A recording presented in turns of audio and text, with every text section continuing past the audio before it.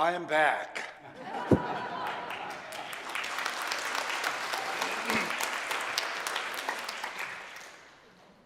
미국에서만 코로나로 100만 명이 넘게 목숨을 잃었고요. 통계로는 4사람 중에 1사람이 확진이 됐었다는데 아마 실제로는 2사람 중에 1사람 정도로 많은 사람들이 확진되었던 것 같습니다. 그동안 저는 예외였는데요. 그래서 저도 모르게 좀 해이해졌던 것 같습니다.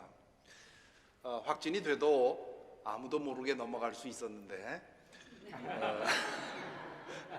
하필이면 온 교인들에게 알리지 않으면 안 될 그런 상황에서 걸려버렸습니다. 뭘 해도 이렇게 티를 내는 사람들이 있습니다. 9명의 일행 중에 저 혼자만 확진되었다는 결과를 받았을 때 사흘 동안 그 조그만 밴에서 함께 동행했던 일행들에게 매우 미안했고요. 또 온 교우들에게 이 사실을 알려야 하는 상황 때문에 난감했습니다. 하지만 이미 컬럼을 통해서 말씀드린 것처럼 그곳에 발이 묶여 있는 동안에 이것이 하나님이 주신 서프라이즈였다는 사실을 알게 되었습니다. 저 스스로 멈추지 못하니까 억지로 멈춰서 쉼을 가지게 하시려는 손길이라 생각을 했고요. 또 선교사님이랑 늘 만날 때면 어떤 일을 가지고 만났는데 4박 5일 동안 일 없이 그냥 만날 수 있었습니다. 그래서 많은 얘기들을 나눌 수 있었고요. 또 이 까깔젠 동네를 제가 다닌 것이 17년이 됩니다. 그런데 늘 가서 일하고 또 돌아오기만 했지 그 동네를 일 없이 다녀본 적이 없었기 때문에 이번 4박 5일 동안 또 동네 구석구석을 돌아볼 수 있었습니다. 게다가 요즘 이것저것에서 이 소설 얘기를 하는데 시간이 없어서 읽지 못했던 빠찡코도 그 기간 동안에 읽을 수 있었습니다. 그리고 그런 그 기간 동안에 틈틈이 오늘의 말씀을 위해서 묵상을 하게 되었는데요. 그 말씀이 공교롭게도 로마서 8장 28절 말씀입니다. 이 로마서 8장 28절은 많은 그 성도들이 좋아하는 그런 페이보릿 말씀 중에 하나지요. 하나님을 사랑하는 사람들, 곧 하나님의 뜻대로 부르심을 받은 사람들에게는 모든 일이 서로 협력해서 선을 이룬다는 것을 우리는 압니다. 여기서 모든 일이라는 말은 특별히 그동안 8장 앞에서 쭉 해온 내용을 감안해 보면 바울 사도가 이 말을 할 때는 특별히 나쁜 일을 염두에 두고 말한 것을 알 수 있습니다. 성령의 능력으로 몸의 행실을 죽임으로써 우리가 겪게 되는 고난들, 그 고난들조차도 하나님은 우리에게 유익하게 만들어내신다 하는 말씀입니다. 고난은 인간적으로 보면 불행입니다. 하지만 두고 보면, 길게 보면, 나중에 보면 모든 것이 합력해서 선을 이룹니다. 단 조건이 있지요. 그 조건은 하나님을 사랑하는 사람들, 곧 하나님의 뜻대로 부르심을 받은 사람들입니다. 두 표현은 같은 사람들을 가리키는데요. 하나님의 뜻대로 부르심을 받은 사람들, 이 사람들은 하나님이 구원으로 예정한 사람들이라는 뜻이 아니라 인류의 구원을 위해서 하나님이 계획하시고 그 계획을 따라서 모든 사람을 부르셨습니다. 그 부름에 응답한 사람들, 그 사람들이 하나님을 사랑하는 사람들입니다. 예수 그리스도를 통해 하나님의 부름을 듣고 그 부름에 응답한 사람들, 그 사람들에게 모든 것이 합력해서 선을 이룬다고 되어 있습니다. NIV 성경은 저절로 선이 이루어진다고 번역하지 않고 God works for the good of the people, 그렇게 얘기를 합니다. 하나님께서 적극적으로 그렇게 만들어 내신다는 뜻입니다. 그러므로 이 8장 28절의 말씀을 한마디로 줄이면 하나님은 당신의 부름에 응답한 사람들을 끝까지 책임지신다 하는 뜻입니다. 병이 들어도, 사고를 만나도, 박해를 당해도, 죽음을 당해도 그래도 끝까지 책임져 주신다는 것이죠. 이것이 복음이고 이것이 구원입니다. 이것은 바울이 창안해낸 것이 아니라, 어떤 이론이 아니라 그의 체험에서 나온 고백입니다. 그런데 그래서 이 말씀을 많은 사람들이 좋아하지요. 어떤 일을 당해도 하나님은 결국 나에게 유익하게 모든 것을 변화시킬 거다라고 생각하기 때문입니다. 그런데 이 말씀에 대해서 우리가 한 가지 주목할 것이 있습니다. 뭐냐 하면 선이 무슨 의미냐 하는 것이지요. 모든 것이 합력해서 선을 이룬다고 했는데 그 선이 무엇이냐 하는 질문입니다. 보통은 우리에게 유익해지는 것을 말하지요. 이롭게 된 것을 말합니다. 우리에게 유리하게 모든 상황이 변한다는 뜻입니다. 실제로 그럴 때가 있지요. 이번에 제가 경험한 것처럼 난감한 일이었지만 그러나 그 4박 5일 동안 내가 계획해서는 얻을 수 없었던 그런 유익을 얻었지요. 이번에 선교사님 부부랑 많은 대화를 나누었는데요, 그 대화 중에 들은 얘기 중에 이 김종희 사모님의 할머니 이야기가 아주 인상 깊었습니다. 그분은 일제강점기에서 태어나셔서 문맹으로 사셨다고 합니다. 가게를 운영하셨는데 문맹이었기 때문에, 그리고 그 당시에는 외상거래가 많지 않았습니까? 그런데 할머니가 나중에 적은 그 외상 장부에 보니까 그분 나름대로 상형 문자를 만들어서 어떤 사람이 무엇을 가져갔는데 돈을 안 냈으면 그림으로 그려서 그 장부를 만들어 놓았더라고 하지요. 그러다가는 이 할머니가 복음을 듣고 예수님을 믿기 시작을 했습니다. 그리고 믿을 뿐만 아니라 하나님을 인격적으로 만나게 됩니다. 그런 다음에 이 할머니가 그렇게 기도하셨다고 합니다. 하나님, 제가 하나님을 너무 사랑하는데 사랑하는 아버지의 말씀을 내가 읽지 못하니 너무 답답합니다. 내가 사랑하는 아버지의 그 말씀을 좀 읽게 해주십시오라고 기도했다고 하지요. 그런데 어느 날 잠자는 동안에 꿈을 꾸고 그 꿈에서 한글을 깨쳤다고 합니다. 문맹이었던 할머니가 하룻밤 사이에 꿈을 꾸고 나서 한글을 읽게 된 것이지요. 믿어지나요? 아마 믿어지지 않는 분들이 많이 계실 것입니다. 저는 믿습니다. 그와 비슷한 이적들을 많이 보았기 때문이고요, 또한 이 김종희 사모님을 믿기 때문입니다. 아마 여러분들에게도 그런 경험이 몇 가지씩은 있을 것입니다. 그 할머니처럼 하룻밤 사이에 한글을 깨치는 그런 기적은 아니더라도 질병에 걸려서 이거 큰일 났다 싶었는데 그로 인해서 오히려 더 건강해지고 더 복된 삶을 누리는 경우, 사업을 하다가 큰 어려움을 당했는데 전화위복의 축복을 경험하는 경우, 하나님의 선교 사업을 위해서 많은 것을 헌신했는데 나중에 하나님의 신비한 방법으로 그 모든 것을 얻게 보상받게 되는 경우, 꼭 하고 싶은 사업이 있었는데 그 사업을 손에 넣지 못해서 안타까웠는데 나중에 그 사업체가 큰 어려움을 당하는 것을 보고 하나님이 나를 보호하셨구나 라고 그렇게 생각하는 경우, 이 모든 것은 제가 아는 교우들의 이야기입니다. 그러니까 이 말씀은 그런 때 잘 적용이 되지요. 그때 내가 큰 불행을 만난 줄 알았는데 나중에 보니까 하나님께서 그것을 나에게 유익하게 해주셨더라, 이렇게 고백하는 것이지요. 그러나 늘 그런 것은 아니라는 거 저도 알고 여러분도 압니다.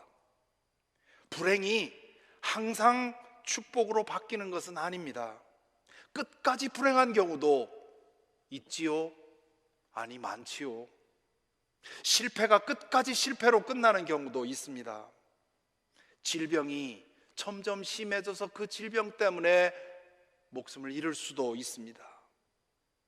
하나님을 위해서 헌신하고 희생했는데 그것이 되갚아지기는커녕 아무런 의미 없는 허사처럼 되어버리는 경우도 있습니다. 그런 경우에는 이 말씀이 맞지 않는 것 같습니다. 그렇다면 뭘까요? 이 말씀은 가끔은 맞고 가끔은 틀리는 겁니까? 아니지요. 하나님의 말씀은 언제나 맞습니다. 가끔 맞지 않는다고 생각하는 이유가 어디 있느냐? 바울 사도가 여기서 말하는 선을 우리 좋을 대로 해석했기 때문입니다. 우리에게 유익한 것으로, 인간적으로 현실적으로 잘 되는 것으로, 전화위복을 의미하는 것으로 우리가 해석하기 때문에 가끔 아니, 하나님께서 모든 것을 다 유익하게 만들어내신다고 하셨는데 왜 안 그렇지? 라고 질문을 하게 되지요. 그것은 바울이 지금 여기서 말하려고 하는 뜻이 아닙니다. 모든 일이 서로 협력해서 선을 이룬다고 했을 때 바울은 다른 것을 생각하고 있었습니다. 그 다음 절 8장 29절을 보면 이렇게 되어 있습니다. 하나님께서는 미리 아신 사람들을 택하셔서 자기 아들의 형상과 같은 모습이 되도록 미리 정하셨으니 이것은 그 아들이 많은 형제들 가운데서 맏아들이 되게 하시려는 것입니다. 여기 미리 정하셨으니 라는 말은 어떤 사람은 구원받을 사람으로 어떤 사람은 구원받지 못할 사람으로 미리 예정했다는 뜻이 아닙니다. 부르심에 응답하여 구원받은 사람들, 그 사람들을 어떻게 하기로 정하셨느냐? 당신의 아들의 모습의 형상을 담도록 그렇게 정하셨다, 그런 뜻입니다. 여기 미리 아신 사람들이라는 말은 하나님의 전지한 능력을 가리킵니다. 그분은 과거와 현재와 미래를 모두 보십니다. 그러니 그분은 우리의 구원의 여부를 아시는 거지요. 1차원의 시간에 묶인 우리가 볼 때는 미리 아는 것처럼 보이지만 하나님께는 그것이 다 드러나 있습니다. 그러므로 이 29절에서 모든 일이 서로 협력해서 선을 이룬다고 하는 말이 무슨 뜻인지 분명히 드러납니다. 그것은 우리에게 모든 일이 유리하게 바뀐다는 뜻이 아니라 예수 그리스도의 형상을 담는 일을 위해서 하나님께서 그 모든 것을 사용하신다는 뜻입니다. 그러므로 우리가 잊지 말아야 할 엄연한 현실이 있습니다. 복음을 듣고 응답해서 하나님을 인격적으로 만나고 그리고 그 하나님을 지극히 사랑하게 된 사람들도 질병에서 영영 회복하지 못할 수도 있고요, 실패를 거듭해서 패배자로 살 수도 있고요, 아무도 몰라주는 노바디로서 살아갈 수도 있고요, 쨍하고 해뜰 날을 보지 못하고 끝내 그늘 속에 살 수도 있습니다. 그러나 바울 사도가 지금 여기서 우리에게 기억하라고 말씀하는 내용은 뭐냐면 하나님은 그런 상황조차도 사용하셔서 우리를 그리스도의 형상으로 만들어 가신다는 뜻입니다.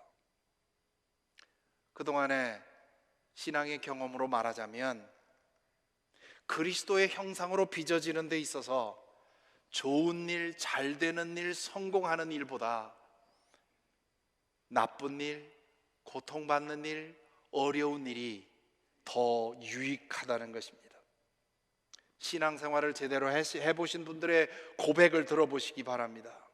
내 안에 그리스도의 형상이 조금이라도 새겨졌다면 그것은 자신이 겪었던 질병 때문이라고, 자신이 겪었던 실패 때문이라고, 자신이 받았던 상처 때문이라고 고백하지 않습니까? 그러므로 여기서 중요한 질문이 제기가 됩니다. 나의 영적 생활에 궁극적인 목표는 무엇인가?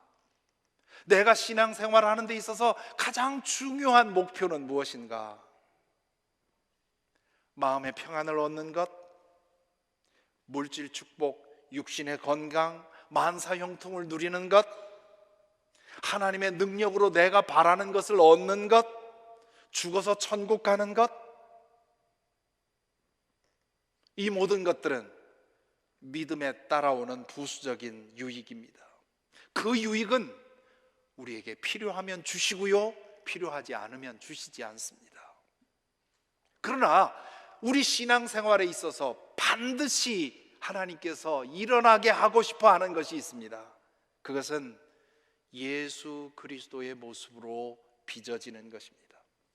나 혼자만이 아니라 믿는 이들이 한 몸 되어서 그리스도의 모습으로 자라가는 것이지요.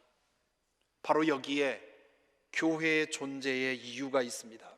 교회는 서로가 예수 그리스도의 모습으로 빚어지도록 서로 밀어주고 서로 이끌어주는 곳이 바로 교회입니다. 홀로 성경을 읽고 기도하면서 홀로 수도 생활해서 그리스도의 형상이 빚어지는 일은 없습니다. 믿음의 공동체 안에서 서로 부대껴가면서 서로 상처 주고 상처 입고 서로 용서하고 용서받으며 그렇게 함께 더불어 살아갈 때 비로소 우리 안에 그리스도의 형상이 만들어집니다. 에베소서 4장 11절 12절에서 바울 사도는 하나님께서 교회 안에 여러 직분을 세우셨다는 사실을 언급합니다. 이렇게 말하지요. 여기 그분은 하나님을 말합니다. 그분이 어떤 사람은 사도로, 어떤 사람은 예언자로, 어떤 사람은 복음 전도자로, 어떤 사람은 목사와 교사로 삼으셨습니다. 그것은 성도들을 준비시켜서 봉사의 일을 하고 그리스도의 몸을 세우려고 하는 것입니다. 여기 그리스도의 몸은 교회를 말합니다. 그런 다음 교회를 세우시는 이유에 대해서 그 다음 4장 13절 14절에서 이렇게 말합니다. 4장 13절 우리 함께 읽어보겠습니다. 그리하여 우리 모두가 하나님의 아들을 믿는 일과 아는 일에 하나가 되고 온전한 사람이 되어서 그리스도의 충만하심의 경지에까지 다다르게 됩니다. 우리 한 사람 한 사람이 그리스도의 모습을 닮아가는 것이 아니라 우리가 한 몸이 되어서 같이 자라간다는 뜻입니다. 15절에서는 또 이렇게 말합니다. 4장 15절 함께 읽겠습니다. 그러므로 우리는 사랑으로 진리를 말하고 살면서 모든 면에서 자라나서 머리가 되시는 그리스도에게까지 다다라야 합니다. 여기서 바울 사도는 분명히 말하지요. 우리의 궁극적인 목표, 하나님이 우리를 부르시면서 세우신 궁극적인 목표는 우리 모두가 그리스도의 모습으로 자라가는 것입니다. 그러기 위해서 우리가 서로 지체가 연합해서 서로 섬기고 기도해주고 함께 더불어 살아가야 하는 것입니다. 이렇게 말하면서 바울 사도는 로마서 8장 29절에서 흥미로운 비유를 사용합니다. 아마 성경에 나오는 유일한 비유라고 저는 생각하는데요, 알고 있는데요. 8장 29절에 보면 이렇게 말하지요. 하나님께서는 미리 아신다 사람들을 택하셔서 자기 아들의 형상과 같은 모습이 되도록 미리 정하셨으니 이것은 그 아들이 많은 형제 가운데서 맏아들이 되게 하시려는 것입니다. 하나님은 우리 모두의 아버지시고 믿는 사람들 우리는 모두 다 형제 자매이고 예수님은 우리 모두의 큰형, 큰오빠라는 뜻입니다. 그러니까 기도할 때 우리는 하나님 아버지 그렇게 말하지 않아요? 그것처럼 예수님 큰오빠, 예수님 큰형님, 큰형님 예수님 하고 말할 수 있어야 되는 겁니다. 교회는 하나님을 아버지로 예수 그리스도를 큰형으로 둔 가정이라는 뜻입니다. 우리 모두는 형제 자매지요.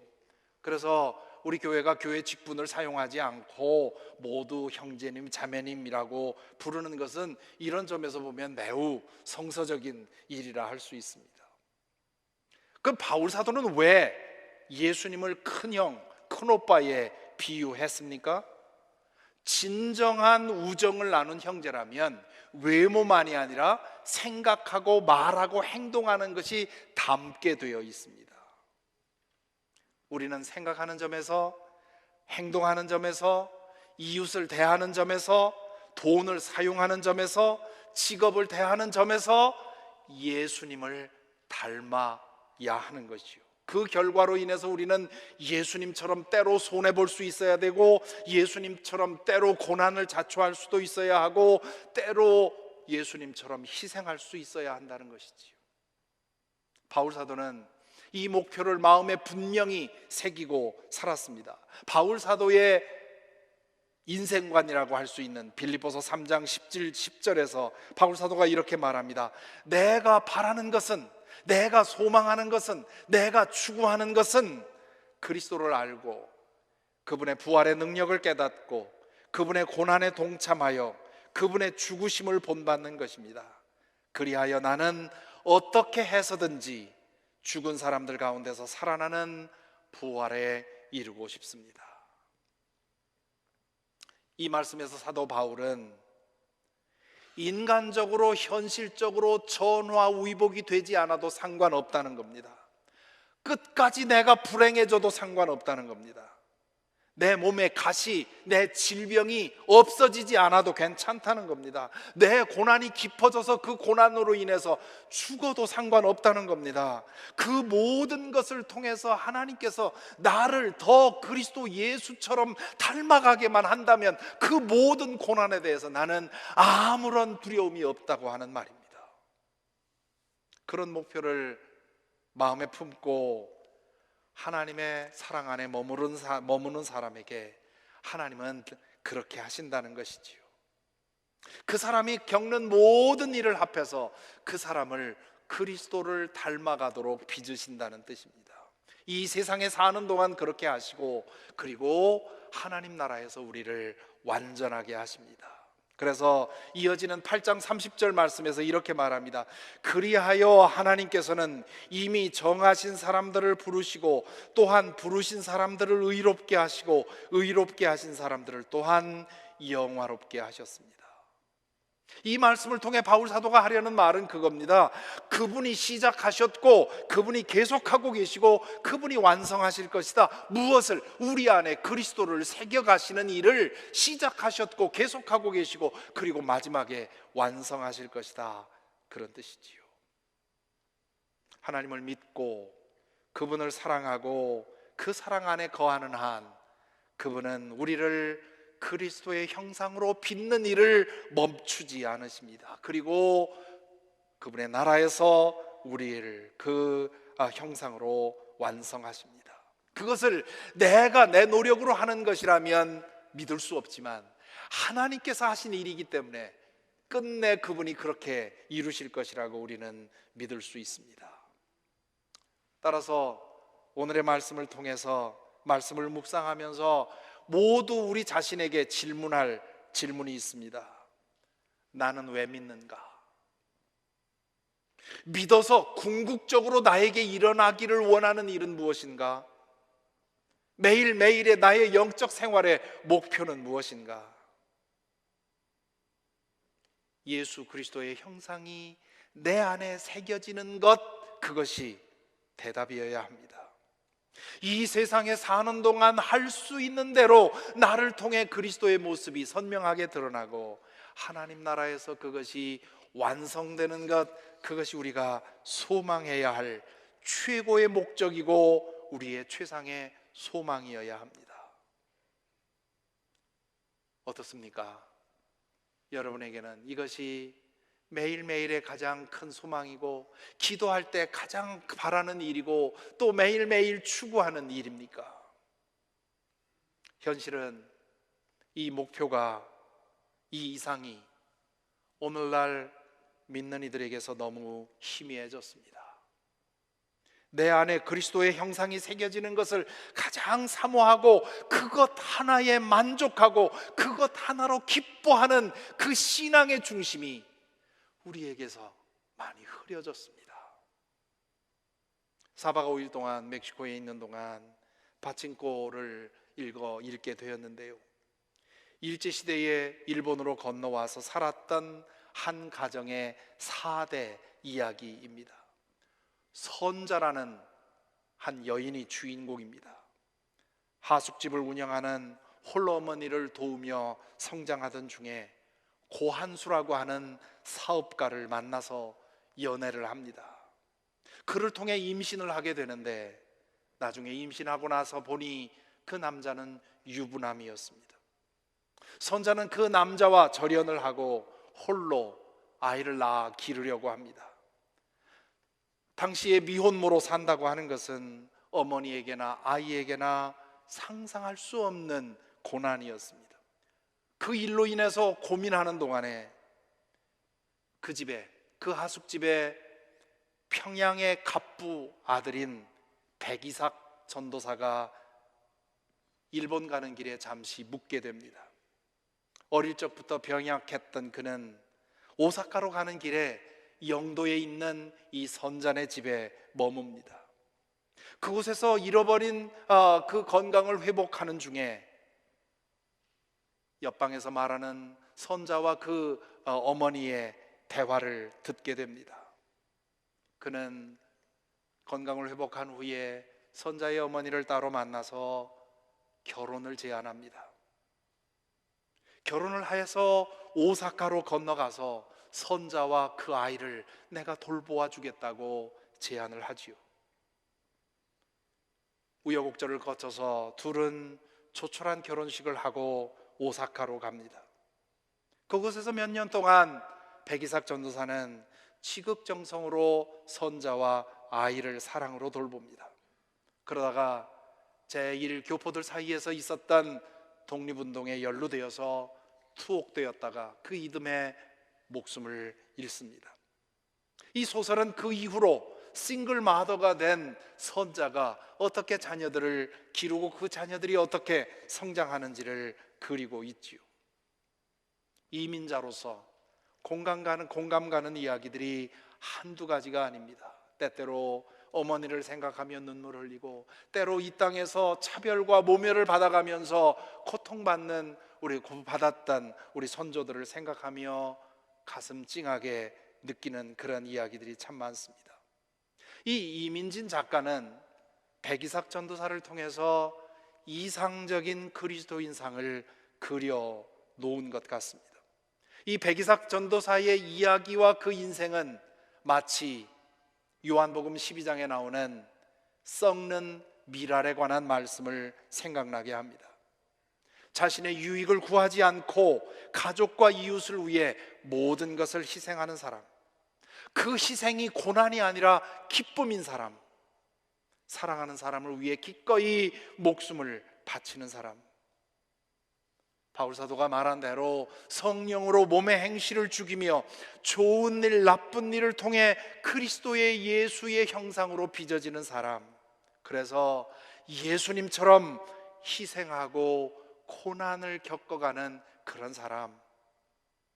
이 백이삭 전도사의 이 사랑은 그 이후로 선자와 그 아들들에게 그 모진 차별과 모멸을 겪어가면서 살아가게 견딜 수 있는 힘이 되어줍니다.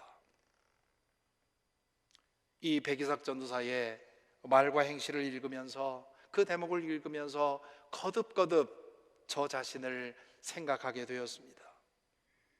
그렇지, 이게 믿는 사람의 모습이지. 믿는다면 이래야지. 그래서 잠시 책을 덮고 기도 올렸습니다. 내 안에 그리스도의 형상이 새겨지는 것, 그리스도처럼 낮아지고 섬기고 희생하는 삶, 그 삶을 사는 것, 이것을 내 삶의 가장 중요한 것으로 사모하고 그렇게 살게 하여 주옵소서. 오늘 말씀을 묵상하다 보니 드는 생각이 있습니다.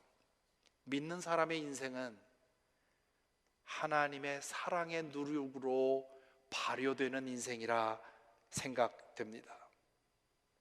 밀가루에 반죽에 누룩을 넣고 적당한 환경을 조성해 주면 하루 지나 그 딱딱했던 밀가루 덩어리가 향기로운 모습으로 부풀지 않습니까?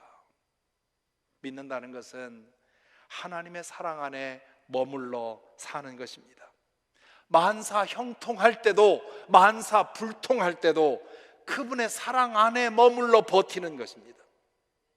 그 사랑은 그럴 때 누룩처럼 우리의 생각과 말과 행동 모든 것에 번져갑니다. 우리의 존재 안에 발효 과정이 일어납니다. 그렇게 되면 향기롭고 먹기 좋은 반죽이 됩니다. 그런데 그렇게 되는 데에는 기다림이 필요합니다. 모든 발효, 모든 숙성에는 기다림이 필요합니다. 밀가루 반죽이 숙성되는 것, 김치가 발효되는 것, 된장이 떠서 발효되는 것 모두 시간이 걸립니다. 중간에는 잘 모릅니다. 그러나 모든 조건이 갖추어지면 반드시 변화가 일어납니다. 우리가 그리스도의 형상으로 빚어지는 것도 그와 같다 할 수 있습니다. 그러므로 하나님의 사랑 안에 머물러 있어야 합니다. 좋은 일이 생겨도 나쁜 일이 생겨도 흔들리지 말고 그 사랑 안에 머물러 있어야 합니다. 그러면 하나님께서 나를 빚어서 그리스도의 형상으로 만들어 가십니다. 그래서 바울 사도는 8장 24절 25절에서 이렇게 말한 적이 있습니다. 우리는 이 소망으로 구원을 얻었습니다. 눈에 보이는 소망은 소망이 아닙니다. 보이는 것을 누가 바라겠습니까? 그러나 우리가 보이지 않는 것을 바라면 참으면서 기다려야 합니다. 우리 안에 그리스도의 형상이 만들어지는 것, 그것은 보이지 않는 것입니다. 그러나 그 보이지 않는 것을 우리가 바란다면 그 하나님의 사랑 안에 머물러 기다려야 합니다. 그리하면 희미했던 예수 그리스도의 형상이 점점 진하게 새겨질 줄로 믿습니다. 그것이 우리의 소망이고 우리의 구원이고 또한 우리의 기쁨이어야 할 것입니다. 오직 그리스도의 형상으로 빚어지는 것, 이것을 우리 신앙의 유일한 최고의 소망으로 두고 늘 그것을 사모하면서 그렇게 살아감으로 인해 하나님의 사랑으로 변화되어서 내 살아있는 새 살아생전에 그래도 내 삶을 통해서 그리스도의 모습을 보여줄 수 있는 그런 저와 여러분이 되기를 간절히 기원합니다.